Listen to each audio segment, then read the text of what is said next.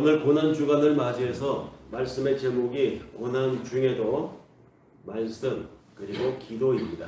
고난 중에도 말씀 그리고 기도. 그리고 배경이 되는 말씀으로 우리 함께 읽은 내용이 시편의 한 부분과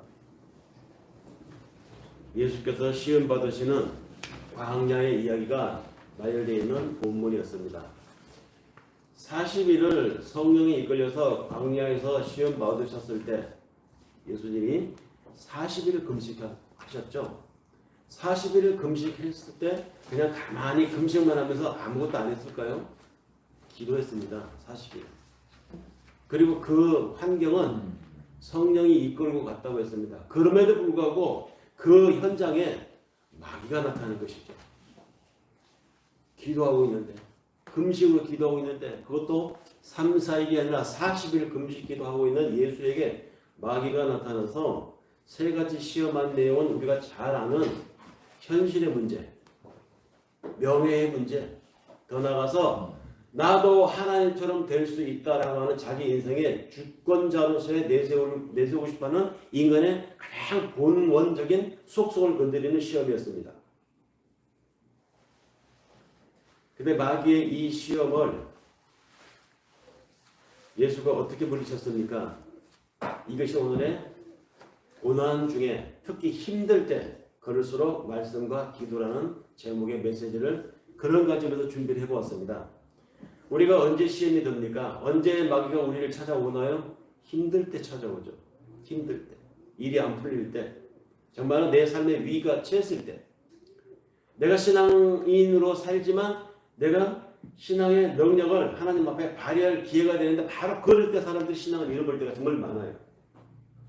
정말로 네가 신자임을, 네가 하나님의 자녀임을 확정하고 증명해 보일 만한 순간에 사람들이 하나님을 떠난다는 것입니다. 그 위기는 기도해야 될 때고 위기 때일수록 우리는 말씀을 읽어서 읽은 말씀의 어느 구절이 우리에게 생각이 나야 돼요. 마귀가 예수에게 찾아왔을 때 그에게 현실 당장 코앞에 예수가 닥친 게 뭘까요? 보이는 것마다 다 음식으로 보이지 않았겠습니까? 그런 예수의 현안에 나타나서 마귀가 던진 것이 뭡니까? 현실의 문제였죠. 돌로 떡을 만들어 봐. 근데 이 세 가지 도발을 했던 마귀의 이 시험들은 전부 다 성경에 있는 말씀이었어요. 성경에 있는 말씀을 들어서 마귀가 예수를 시험했던 것입니다. 그러니까 황당한 도발이 아니었어요. 믿는 사람에게 생경한 도발도 아니었습니다. 말씀에 근거해서 도발한 것이니까. 하나님의 말씀에 기록되었을 때 네가 뛰어내리면 하나님이 자기 천사들 보내서 너를 다 받들어 줄 거야. 야, 이걸 보는 사람들이 너를 어떻게 생각하니? 최고. 세상에 임금 삼지 않겠니? 해봐. 마귀의 이 도발은 성경 말씀을 근거로 한 것입니다. 시편에 있는 말씀을 들어서 지금 예수를 시험한 거예요. 언뜻 말씀에 대한 제대로 조직적인 제대로 된 이해가 되어 있지 않은 사람은 성경 말씀이라고? 하나님 말씀이라고? 그러면 일리가 있네. 넘어갈 수 있습니다. 그런데 바로 마귀가 하나님 말씀을 들어서 이렇게 예수를 도발했던 그 말씀에 예수가 대응하는 방법도 또 말씀이었어요. 기록되었을 때 주 너의 하나님을 시험하지 말라. 마귀의 첫 번째 시험, 두 번째 시험, 세 번째 시험, 그 말씀으로 도발하는 마귀의 도발을 물리치는 예수의 말씀의 인용. 그러면 어느 말씀이 맞는 말씀 되겠습니까? 그러니까 우리가 말씀에 대한 정확한 이해가 되어 있지 않으면 사실은 우리가 이 교회, 저 교회, 이 기도원, 저 기도원, 또 이런 책 저런 책 신앙에 대한 서적들 많이 읽어보면 헷갈릴 때가 있잖아요. 정확하게 서 있어야 돼요. 안 그러면 그 책에서도 말씀에 근거해서 그 목사님 그렇게 말씀하시고 어느 기도원의 어느 부흥 목사님도 말씀에 근거해서 설교를 하신다고요. 그런데 다 맞지 않다는 것입니다. 모두가 맞는 말씀은 아니라는 것이죠. 맞는 말씀도 있지만 아닌 것도 있어요. 40일 금식 기도한 예수에게 찾아와서 예수를 흔들어서 유혹하려고 했던 그 마귀는 예수에게 패배하고 나서 완전히 도망갔을까요? 떠나갔을까요? 지옥을 갔을까요? 아닙니다. 잠시 물러가니라 라고 표현되어 있잖아요. 잠시 예수에게서 물러간 것이지 패해서 지옥으로 간 것이 아닙니다. 그 마귀는 지금도 우리의 삶에, 우리의 사고에, 나의 결정에, 내 삶이 힘들 때 내 옆에서 똑같은 방식으로 우리에게 도발을 일삼고 있습니다. 흔들고 미혹하는 것이죠. 사단은 그렇게 예수 때부터, 아니 예수가 오시기 전부터 쉬지 않고 하나님을 믿는 사람들을 시험해 왔습니다. 공격해 왔습니다. 어떤 내용으로 공격하느냐, 어떤 양상을 가지고 시험하느냐, 우리가 상상도 할 수 없는 방법들을 동원을 해서 우리를 미혹하고 거짓말을 하고 위장을 해서 속임수로 우리를 흔들고 있습니다. 그리고 그 흔들매, 그 유혹에 넘어가고 그것이 하나님의 말씀인 줄로 믿고 살아가는 사람들이 정말 많아요. 이 시대에. 예수 당시에도 그것이 정말로 하나님의 말씀인 줄 알고 그 말씀에 근거해서 예수를 공격했던 사람들이 있었어요. 바리새인들이 있었죠. 서기관들이 있었죠. 이 사람들이 모세오경의 말씀을 몰라서 그랬겠습니까? 아니에요. 하나님의 말씀을 읽기는 읽었는데, 하나님의 말씀을 믿긴 믿었는데 자기들의 이해관계를 내세워서 받아들였고 자기들의 관점에서, 자기들의 유익적 관점에서 읽었기 때문에 예수의 정체를 몰랐던 것입니다. 예수 당시만이 아니라 오늘날도 마찬가지죠. 자기들의 이해관계에 맞춰서 하나님의 말씀을 인용을 하고 자기들의 유익적 관점에서 하나님의 말씀을 갖다가 상대에게 선포하고 설득의 수단으로 쓰는 사람들을 향해서 예수님이 그때의 사람들이 한 말 똑같아요. 오늘날은 똑같이 말씀하실 것입니다. 요한복음 8장 44절에 예수님이 그런 사람들의 정체를, 또 그런 사람들의 배후에 있는 그 실체를 여실하게 드러낸 말씀이 있잖아요. 너희는 너희 아비 마귀에게서 났으니 너희 아버지의 욕심을 너희도 행하고자 하느니라. 저는 처음부터 살인한 자여 진리가 그 속에 없었으므로 진리에 서지 못하고 거짓을 말할 때마다 자기 것으로 말을 하나니 이는 저가 거짓말장이요 거짓의 아비가 되었음입니다.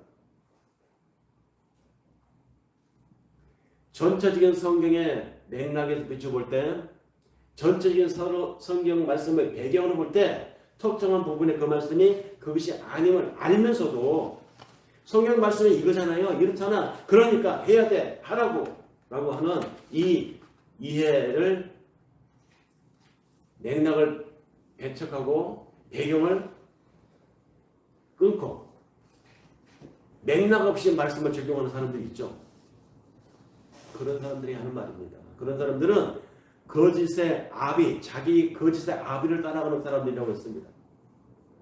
이런 거짓의 아비인 사단의 속임수를 대항할 무기가 우리에 있어야 돼요. 그래서 우리에게 그 무기를 갖는 방법이 뭐냐? 그런 사단의 유혹에 흔들리지 않을 수 있는 우리가 가지고 있을 우리의 비장의 카드가 있어야 되는데 그것이 뭐냐? 바로 진리, 성경 말씀이라는 것이죠. 예수님처럼 말씀에 대한 정확한 이해가 되어 있어야 그런 것들로부터 우리가 나를 보호하고 흔들리지 않을 수 있고 유혹에 넘어가지 않을 수 있기 때문입니다. 그래서 우리는 말씀을 읽어야 되는데 이 말씀을 어떻게 읽느냐에 따라서 이 말씀을 어떤 이는 로고스라고 하고요. 또 이 말씀을 어떻게 읽느냐에 따라서 관점을 달리해서 어떤 분들은 이 말씀을 레마라고도 하더라고요. 로고스는 뭐고 레마는 뭐냐? 로고스는 이성이라는 뜻입니다. 질서라는 뜻이기도 하고요. 체계라고 하는 뜻이기도 하고 또 논리라는 말로도 거의 쓰입니다. 로고스, 이 말은 전체적인 성경 안에서의 통일된 흐름을 이야기하는 것이기도 하고 질서적인 이야기도 하고 진리 전체로서의 복음을 가리키는 말이기도 합니다. 그것을 태초에 말씀이 계시니라고 말할 때 그 말씀 로고스라고 되어 있습니다. 그러면 레마는 뭘까요? 레마는 이 전체적으로 흐르는 창세기부터 요한계시록까지 쭉 흐르는 이 말씀 중에 내 삶의 정황에서 특정한 어느 부분에 어느 절의 말씀이 딱 와서 내 인생에 와서 꼽히는 겁니다. 내가 너무너무 힘들고 내가 너무너무 아프고 내가 너무너무 답답한데 말씀이 있다 보니까 어느 부분의 말씀이 나한테 와서 팍 꽂히는 거예요. 그래, 하나님 바로 이 말씀이구나 하고 내 답답했던 이 심령의 해갈이 팍 풀리는 것. 바로 그 순간 작용되는 말씀. 이것이 바로 레마입니다. 그냥 성경 읽기로 숙제를 들으면 성경 읽어야 쭉 읽어 나가는데 무슨 재밌는 이야기도 있고 또 어떤 부분은 좀 복잡해서 그냥 읽었다 치고 넘어가고 이렇게 읽을 수 있습니다. 그런데 그렇게 해서 10년, 100년을 성경을 읽어도 성경은 지식으로 이렇게 쌓이는 것이지 레마로 와닿지 않아요. 날이 선 성령의 검이라는 표현이 있죠. 바울이 자주 쓰는 말인데 내 심령을 쪼개고 내 골수를 뽀개고도 남는 날이 선 검으로 하나님의 말씀이 내 안을 후벼 파서 나를 굴복시키고 나를 무릎 꿇게 만들고 나로 기도하게 만드시는 이 말씀, 이게 와닿는 말씀이 있어요. 그것이 바로 레마입니다.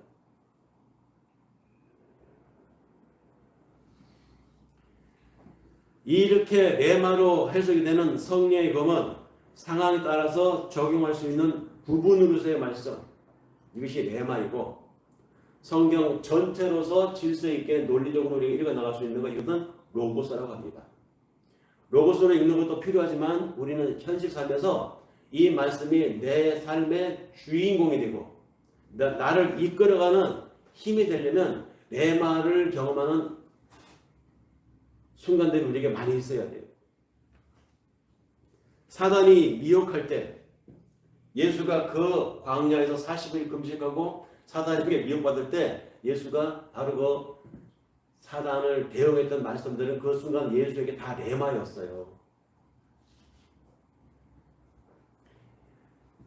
신명기 3장 8절의 말씀으로 예수가 응수한 그 내용이 있죠. 바로 레마의 작용이었습니다.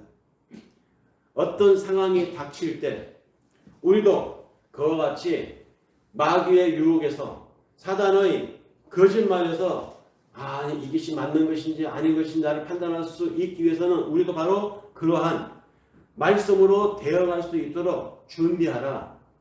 바울이 수십 차례 얘기하는 것. 모세가 여러 차례 그 백성들에게 얘기해왔던 바 바로 그런 이야기입니다. 말씀으로 도발하는 마귀에게 하나님 말씀을 근거로 하여 우리에게 도발해오는 사단에게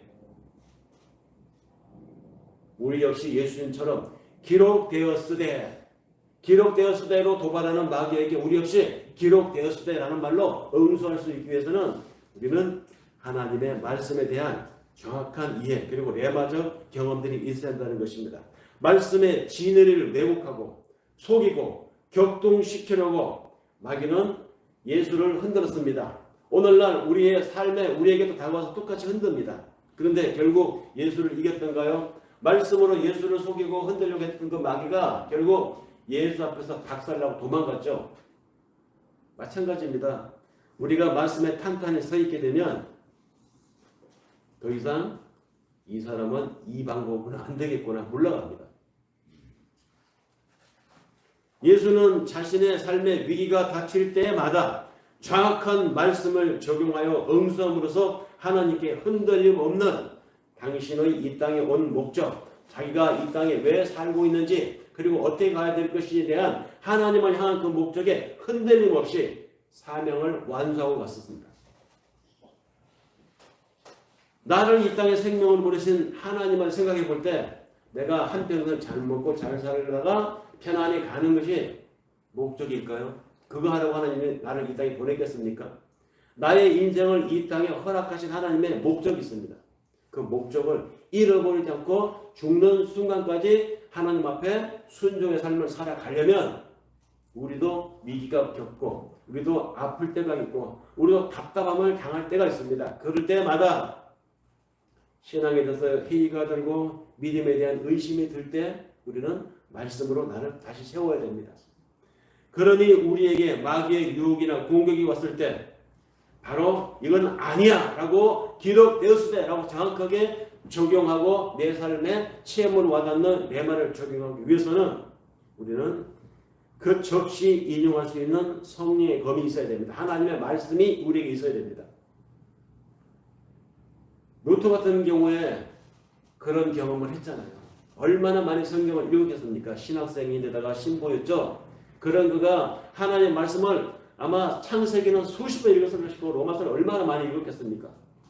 읽어도 그것이 게을러 와닿고 그것이 하나님 앞에 의무로 와닿기 때문에 지식으로 이성으로만 그에게 이해가 됐기 때문에 그는 성경을 그렇게 읽었으면서도 그 계단을 자기 몸으로 고행을 하면서 자기 몸을 채찍으로 때려가면서 예수님보다도 더 큰 고난을 내가 받아야 천국에 간다고 생각해서 자기를 학대했던 거 아닙니까?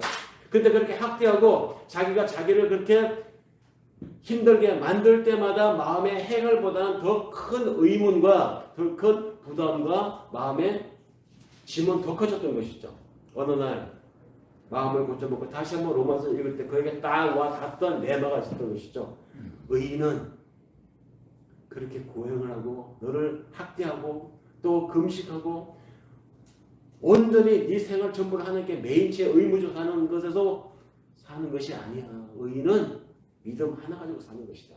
의인은 믿음으로 말미암아 살리다라는 하박국의 애언을 인용한 바울의 로마서 이야기. 이것이 루터에게 다 꽂힌 거 아닙니까?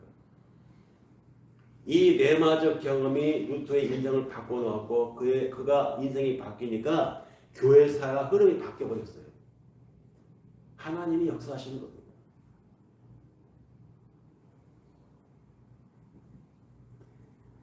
예수님도 그러한 레마적 사건을 광야 40일 금식기도를 하면서 경험했기 때문에 하나님 말씀을 확고하게 서서 하나님이 시킨 일만 했고 하나님이 주시는 말만 했고 하나님이 하라는 길로만 가라고 한 길로만 갔던 것이죠. 그런데 이것이 이성으로 질서로 윤리적으로 논리적으로 말씀을 읽어왔던 유대인들에게 안 먹히는 거예요.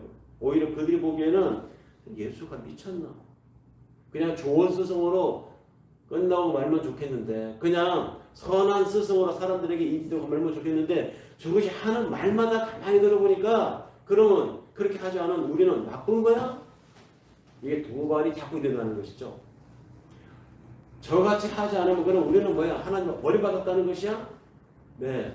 하나님의 말씀을 정확하게 풀어서 들었을 때 그것이 나를 자책하게 만들고 나를 하나님 앞에 부끄럽게 만들면 그건 하나님의 은혜입니다. 그런데 그 말이 하나님의 말씀에 근거해서 정확하게 풀어서 선포하는 그 말이 나를 불편하게 만들고 나를 부끄럽게 만들고 그래서 듣기 싫은 말을 하는 존재로 보이면 어떻게 됩니까? 내가 너무 큰 거예요. 내 속에 있는 내가 너무 강하기 때문에 그 말을 피하고 싶은 것입니다. 아니 그 말을 그만해줘서 하는 마음이 우리에게 생깁니다.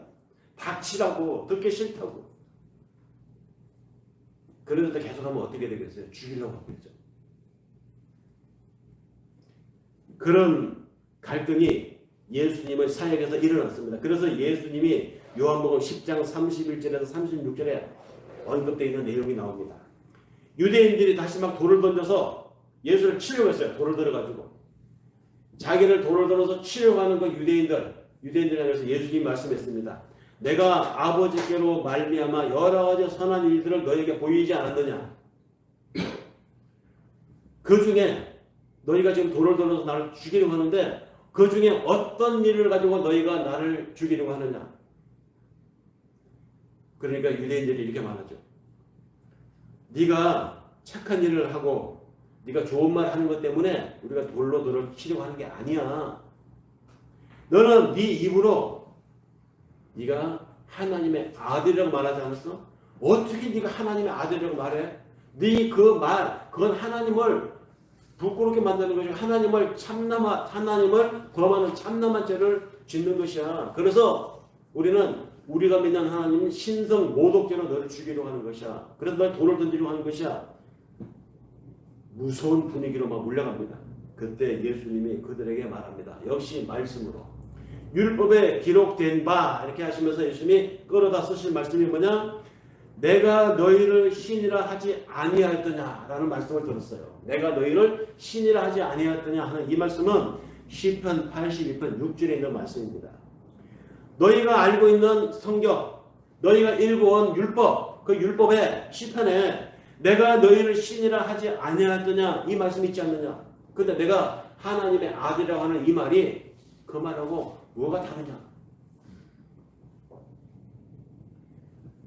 성경은 피하지 못하나니 하나님의 말씀을 받은 자들은 신이라 하였느니라. 하물며 아버지께서 거룩하게 하시고 세상에 보내신 자가 나는 하나님의 아들이라 하는 것을 가지고 너희가 어찌 나를 참남하다고 어찌 나한테 신성 모독죄를 적용해서 이렇게 돌로 나를 쳐 죽이려고 하느냐. 여러분, 이스라엘 사람들은요 선택받은 민족이었어요. 그들이 잘나서 선택받은 게 아닙니다. 하나님 왜 그들을 선택했냐면, 자, 내가 너희의 하나님이 되고 너희는 나의 백성이 되리라. 이것이 이스라엘의 출발이죠. 그러면 그들이 뭘 하라고 하나님이 선택을 했을까요? 너희는 나의 자녀다. 너희는 내 백성이다. 내 아들들이다. 이스라엘에게. 그러므로 내가 너희를 여러 다른 민족 앞에 세워놓았으니까 너희는 나의 자녀다운 삶을 살라. 그래서 뽑아놓은 거예요. 저 아버지를 닮은 삶을 살아 다른 민족에게 보이라는 것이죠. 아버지를 닮은 삶이 뭡니까? 제 성격을 담는 것이죠. 아버지를 닮았다는 것은 아버지의 성품을 담는 것입니다. 아버지의 성품이 뭡니까?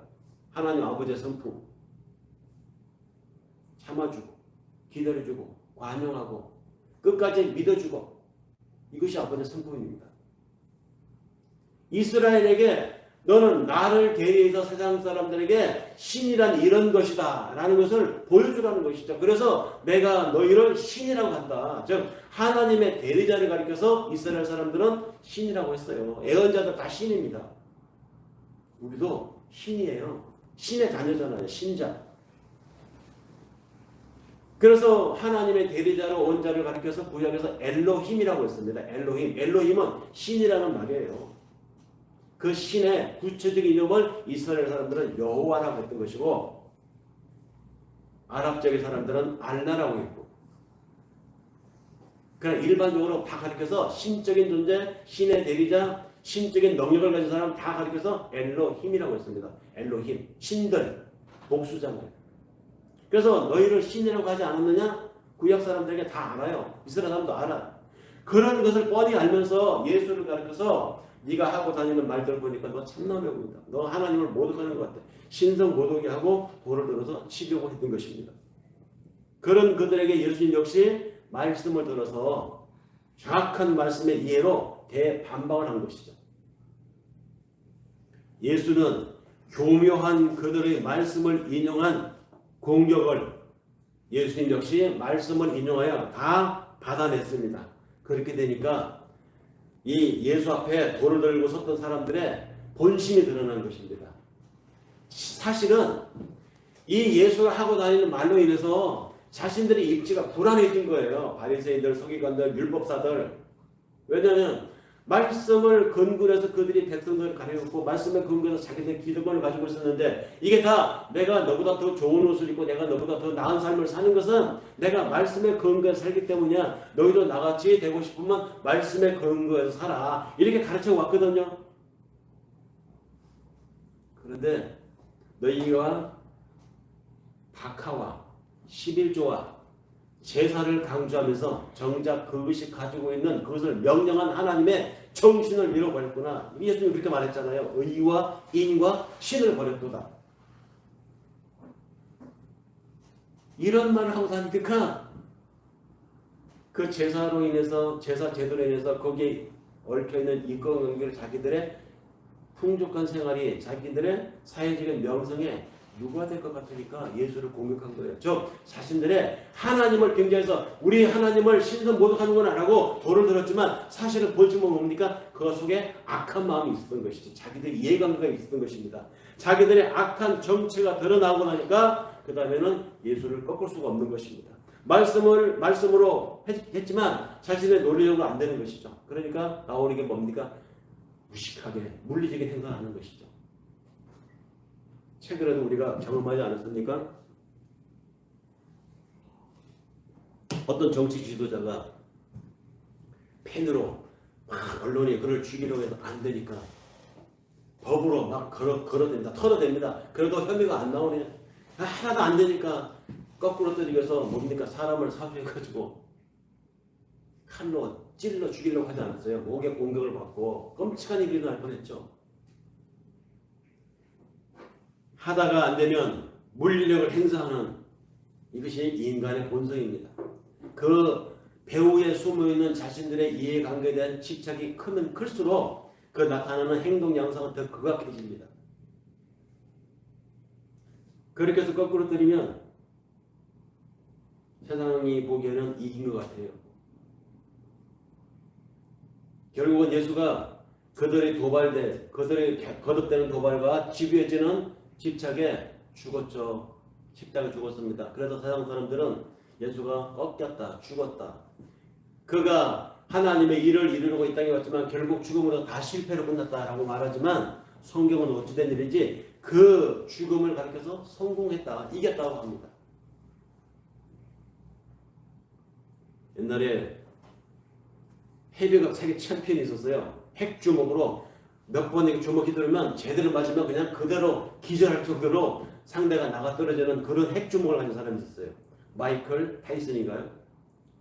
이 사람이 이 핵주먹으로 세계 챔피언이 됐는데 이 세계 헤비급 챔피언이니까 얼마나 그 명성이 전 세계 이 사람 중계를 하면은 뭐 수십억 원의 중계료가 이 선수에 갈 정도로 명성이 컸던 마이클 타이슨. 근데 이 사람이 어떤 선수를 만났는데 그 선수가 몸이 워낙 날쌔가지고 주먹을 날리는데 안 맞는 거예요. 오른쪽으로 치면 왼쪽으로 피하고 위에서 아래로 치면 아래에서 위로 피하고 쏙쏙쏙 미꾸라지가 피해 나가니까 이 마이클 타이슨이 화가 난 거죠. 그래갖고 그 선수를 와락 끌어안아 버렸습니다. 끌어안고는 귀를 갖다 물어 뜯어 버렸어요. 그 바람에 판정패였죠. 그리고 그 순간 귀를 물어 뜯어버리는 순간 이 마이클 타이슨은 세계 권투계에서 퇴출을 당하게 됩니다. 인생 끝난 것이죠. 우리는 마귀를 힘으로 물리력으로 이기는 존재들이 아닙니다. 예수님도 마귀를 힘으로 이기려면 12영도 더 되는 천사들을 불러서 얼마든지 제압할 수 있었습니다. 천사 하나가 아람 연합군대 12만 3천 명을 죽인 사건 나오잖아요. 천사 하나가. 근데 천사 12영도 더 되는 천사를 부를 수 있는 예수님. 얼마나 많은 천사가 있어요. 물리력을 할 것 같으면 얼마든지 이길 수 있었습니다. 그런데 하지 않았습니다. 마찬가지로 우리도 우리 삶의 정황에서 도발해오는 마귀를 이기는 방법은 힘이 아닙니다. 물리적인 것이 아닙니다. 속임수로 밀고 들어오는 마귀에 대항하여 우리는 진리의 말씀으로 응수해야 돼요. 그러기 위해서는 진리인 하나님의 말씀, 그 진리의 진의를 잘 알고 있어야 한다는 것이죠. 그래서 언제든지 나를 흔들 때, 나를 의심하게 만들 때, 내가 저렇게 가면 나한테 빨리 편리함이 올 수 있겠구나, 나를 달콤함으로 유혹할 때, 아니야, 이것은 아니야, 기록되었을 때 하고 응수할 수 있는 말씀으로 우리는 훈련이 되어 있어야 됩니다. 그래서 성경에서는 계속해서 한결같이 하는 말이 너희는 말씀에 배우고 그 배운 말씀에 확신에 거하라 라고 이야기합니다. 바울도 자신의 길을 건넌 디모데에게 보내는 편지에서 그렇게 말했습니다. 디모데후서 3장 14절에서 17절에 이렇게 말합니다. 너는 배우고 확신한 일에 거하라. 네가 누구에게서 배운 것을 알며 또 네가 어려서부터 성경을 알았나니 성경은 능히 너로 하여금 그리스도 예수 안에 있는 믿음으로 말미암아 구원에 이르는 지혜가 있게 하느니라. 모든 성경은 하나님의 감동으로 된 것이니 교훈과 책망과 바르게 함과 의로 교육하기에 유익하니 이는 하나님의 사랑으로 온전케 하며 모든 선한 일을 행하게 온전케 하려 함이니라. 마귀의 유혹에 넘어가지 않고 하나님의 자녀로서의 신분에 맞는 삶을 살아내기 위해서는 배우고 확신한 그 말씀 안에 거하는 방법밖에 없습니다. 그러니까 말씀을 읽으라는 것이죠. 읽되 이것을 로고스로 읽는 것을 넘어서서 레마적 경험을 하라는 것입니다. 근데 이 레마적 경험이 누구에게나 일어나는 게 아닙니다. 여러분 잘 아는 루소라는 사람은 위대한 철학가죠. 근데 이 사람은 결국은 성경을 100번 이상 읽었다고 그 사람의 자서전인가요? 책에서 이야기합니다. 그런데 이 사람은 크리스찬이 못됐어요. 성경을 그렇게 많이 읽었는데 그 사람에게는 인생을 바꿔주지 못했습니다. 성경이.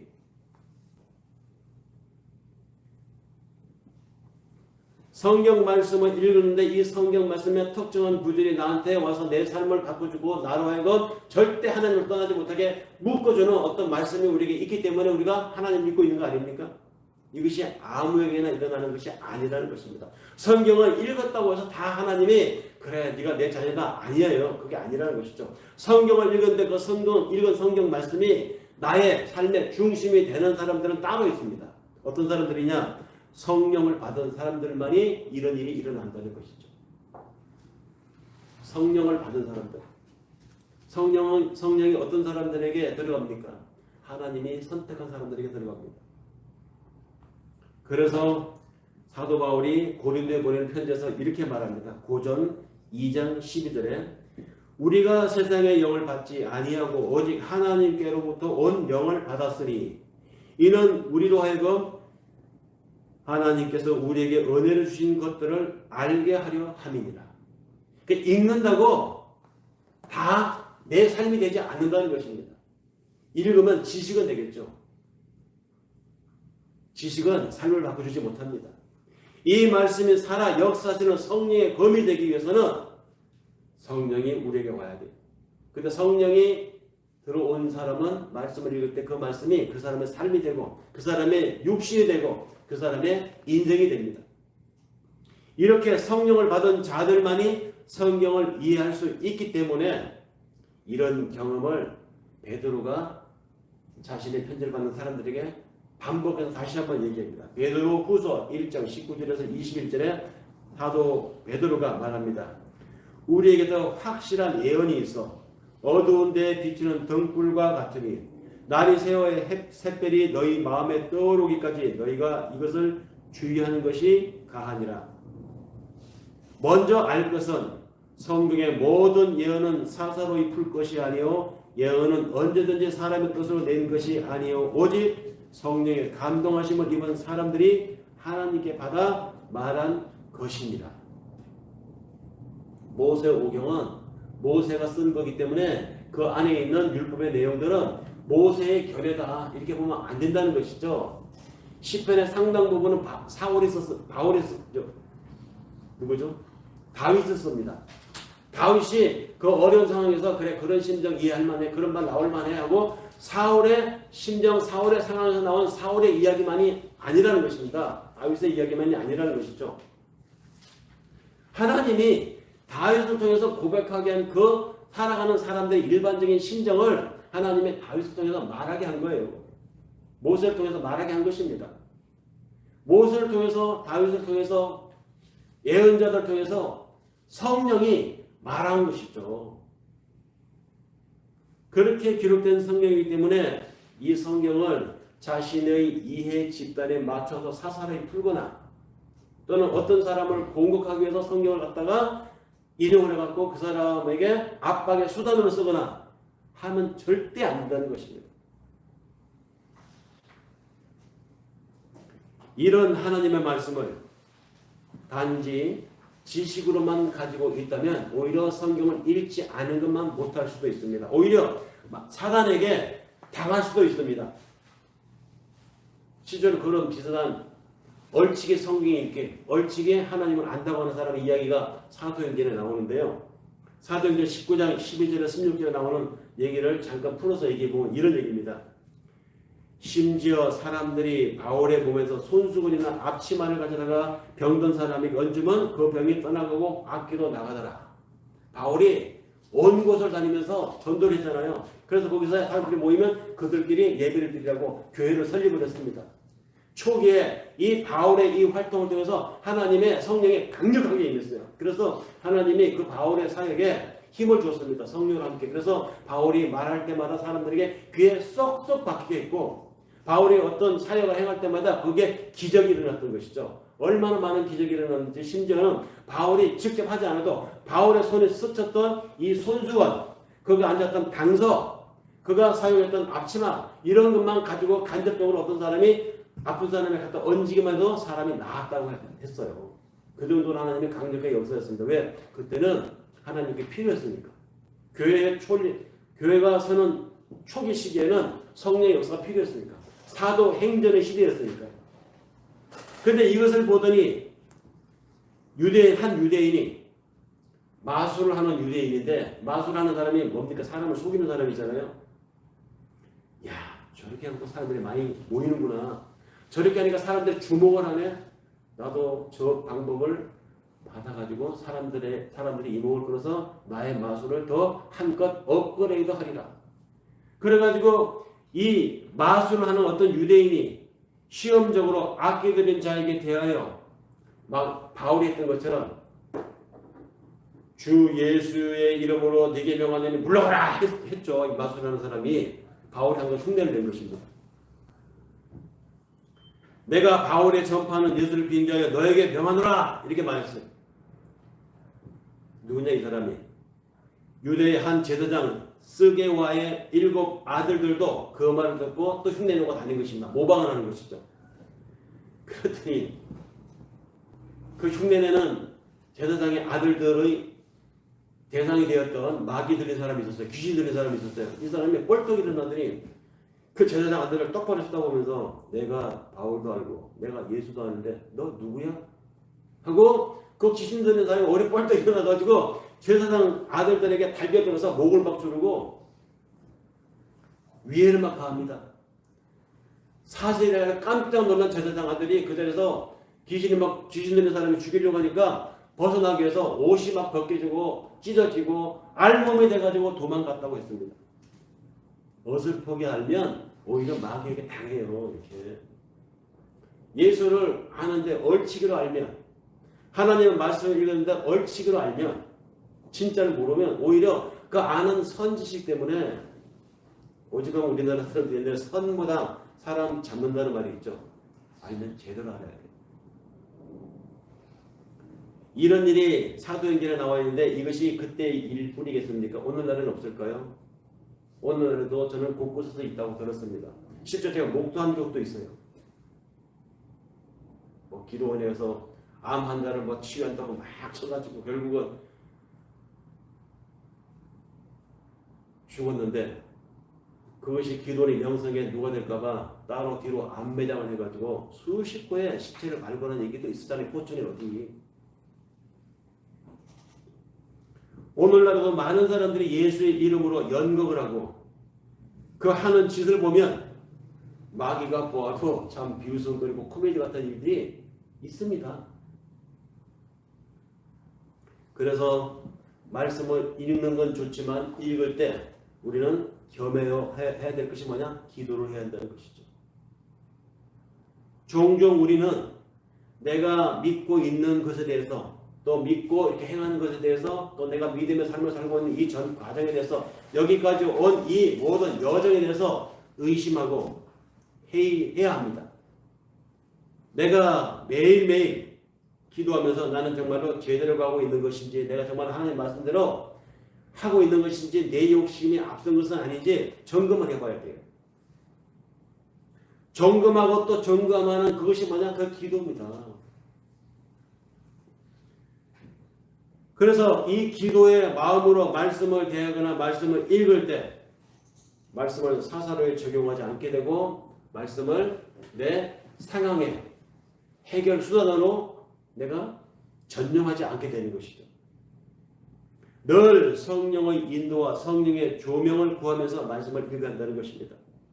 말씀에 젖어 사는 이들에게는 가끔 착각 또는 오산이 일어날 수 있어요. 말씀을 자주 읽는 사람들은 내가 누구보다도 성경 말씀에 대해서 많이 알아. 그 안다고 하는 지식을 내세워서 자기가 하나님 앞에 더 가까이 갔다고, 내가 하나님 앞에 더 신실한 사람이라고 착각하는 사람들이 있다는 것이죠. 특히 성직자들, 목사들, 전도사들, 선교사들, 누구보다도 성경을 많이 알잖아요. 그렇기 때문에 다른 사람보다도 자신이 더 신실하다고 하는 착각을 가질 수 있습니다. 전혀 그렇지 않아요. 그건 잘못된 생각이에요. 성경을 얼마나 많이 아느냐가 중요한 것이 아니라 성경 말씀대로 내 삶에 얼마나 충실하고 투철하게 사느냐가 더 중요하다는 것이죠. 그러므로 요한계시록을 읽어보지 않았어도 로마서를 읽어보지 않았어도 모세오경을 한 번도 읽어본 바가 없어도 저 시골에 열심히 주일만 되면 새 옷을 입고 빳빳한 다리 위로 다닌 지폐를 헌금 봉투에 담아가지고 교회에 갖다 내시는 시골의 할머니 할아버지, 많이 배우지 못하신 분들이지만 그들이 정성을 다해서 예배를 준비하고 정성을 다해서 시간 날 때마다 세상을 위해서 자식들 위해서 하나님 앞에 제대로 살게 해달라고 기도하는 그 기도가 진짜 하나님 앞에 제대로 된 기도고 신실한 기도입니다. 성경을 많이 한다고 기도 생활을 나태하게 하는 목사보다도 더 하나님 앞에 점수를 받는 사람들이고, 인간의 말은 흉기가 될 수 있습니다. 오히려 성경을 많이 안다고 성경을 함부로 인용하고 남용하고 오용하는 그 말이 사람의 영혼을 죽일 수 있고 사람의 인생을 엉뚱한 길로 끌고 갈 수 있다는 것이죠. 그리고 기본적으로 사람은 목사든 장로든 선교사든 사람은 목사도 이 성지도 사람이기 때문에 사람의 말은 신뢰하면 안 돼요. 제가 설교하지만 이 설교 말씀이 여러분들 돌아가서 성경 읽지 않겠습니까? 성경 말씀에 어긋나는 이상한 말을 하면 비난할 수 있어야 돼요. 문제제기할 수 있어야 됩니다. 왜? 목사도 사람이기 때문에 자기 이해관계에 맞춰서 설교할 수 있거든요. 기본적으로 사람은 나면서부터 잘난 체를 하려고 하는 속성을 가지고 있습니다. 기본적으로 자신을 다른 사람보다 더 높게 내세우려 하는 것은 사람의 기본입니다. 상수입니다. 디폴트입니다. 그게. 그래서 입을 열면 자기 합리화를 하려고 하고 말을 하면 자기 자랑이 되고 어느새 얘기하다 보면 자기를 높이기 위해서 다른 사람을 깎아내리는 말을 하게 되어 있는 것이 사람이에요. 어쩔 수 없는 죄에 오염되어 있는 우리의 실체가 그렇습니다. 인간의 속성입니다. 그래서 마음의 말씀을 풍성히 담으라는 것입니다. 담되 내마로 경험하라는 것입니다. 내마로 경험하는 방법이 기도로 말씀을 읽고 기도로 말씀을 마치라는 것이죠. 내게서 말이 나올 때 하나님이 말하는 것처럼 나오게 하라라는 말씀이 있죠. 하나님이라면 어떻게 이 상황에서 이 사람에게 이런 말을 할까? 하나님의 입장에서 말하라는 것입니다. 우리가 기도할 때도 그래서 주 예수 그리스도 이름으로 기도드리옵나이다 하잖아요. 그건 뭐야? 뭐 주문입니까? 부적입니까? 아니에요. 예수님이라면 이 상황에서 어떻게 기도하실까라는 관점에서 기도하라는 거예요.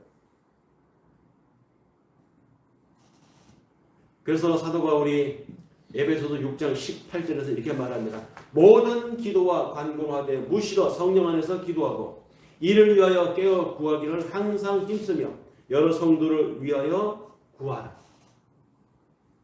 모든 기도. 이 말이 무슨 말입니까? 모든 기도. 기도의 중요성을 강조하는 용법입니다. 모든 기도. 그리고 무시로라고 했죠. 모든 상황이라는 말입니다. 슬플 때나 기쁠 때나 좋을 때나 괴로울 때나 항상 기도로 시작해서 기도로 끝나라는 것입니다. 그리고 그것을 항상 언제나 그렇게 하라고 했습니다. 그 말은 우리가 사는 매 순간 삶의 모든 여정에서 일어나는 것이 기도이고 그 기도는 일상이고 의무여야 한다는 말입니다. 그리고 여러 성도라는 말을 하죠. 여기서 여러 성도란 우리 믿는 사람들의 지체들을 얘기합니다. 나만 위해서 기도하는 것이 아니라 함께 예배당에서 보았던 어떤 일이 얼굴에 떠오르면 그의 얼굴에서 근심이 있어 보이면 요즘 자기의 힘든 거 밝히기 싫어하잖아요. 그 느낌만 와도 그냥 힘든 것 같아 생각하면 기도해 주라는 것입니다. 나의 천국에서 함께 볼 우리의 귀한 한 사람 한 사람들 아닙니까? 그 사람들에게 관심을 가지고 그들이 힘들어하는 것이 무엇인지 헤아려서 기도해 주라는 것이죠. 아니면 더 좋고. 바울은 그렇게 모든 성도들 위해서 기도를 강조하면서 특별히 바울이 자신을 위해서도 기도해달라고 했어요. 에베소서 6장 19절에서 20절에 보면 나를 위해서 구할 것은 내게 말씀을 주사 나로 입을 벌려 복음의 비밀을 담대히 알리게 하옵소서 할 것이니 이 일을 위하여 내가 쇠사슬의 메인 사신이 된 것은 나로 이 일에 당연히 할 말을 담대하게 하려 하심이니라. 이걸 위해서 기도해달라고 바울이 이야기합니다. 그러니까 여러분들이 기도할 때 여러분 각자를 위해서 옆에 앉은 사람을 위해서 사실은 헤아리고 기도해 줘야 되지만 바울은 뿐만 아니라 자신도 그 연장선상에 있는 사람 중에 하나로 나를 위해서도 기도해 달라고 했어요. 같은 얘기를 저도 말씀드리고 싶어요. 제가 말씀을 준비할 때 설교를 선포할 때 내 불편한 마음을 여러분들에게 좀 양해를 구하는 차원에서 말씀을 인용하지 않도록 나의 어려움을 경제적인 어려움을 타개하는 수단으로 여러분에게 헌금을 강조하고자 돈 좀 제대로 내세요. 하나님 축복해 주십니다. 이딴 식으로 하나님 말씀을 인용하지 않도록 다시 말해서 사심으로 자신의 이해관계에 타개책으로 하나님의 말씀을 인용하지 않도록 그래서 사도 바울이 말한 대로 당연히 할 말을 할 수 있도록 하되 어떤 특정인이 떠날까봐 이 말하면 저 사람이 교회 안 나올까봐 주저주저 가능한 피해서 이게 아니고 담대하게 할 말을 할 수 있도록 기도해달라는 것입니다. 바울이 부탁한 게 이것이 오늘날 교회의 사역자들에게 똑같이 적용되는 말이에요. 왜 큰 교회 목사님들일수록 평안과 위로와 용기와 위로에 대한 말씀만 할까요? 죄에 대해서 지적을 하지 않는다고 말 많잖아요. 그러나 성경은 사실 90%가 너희는 하나님의 죄인이라는 얘기인데 이 얘기를 피해가고 평화, 위로, 승리, 세상에서의 전투, 이기는 것, 성공하는 것 이런 설교를 좋아합니다. 그게 맞춰서 대중이 원하니까.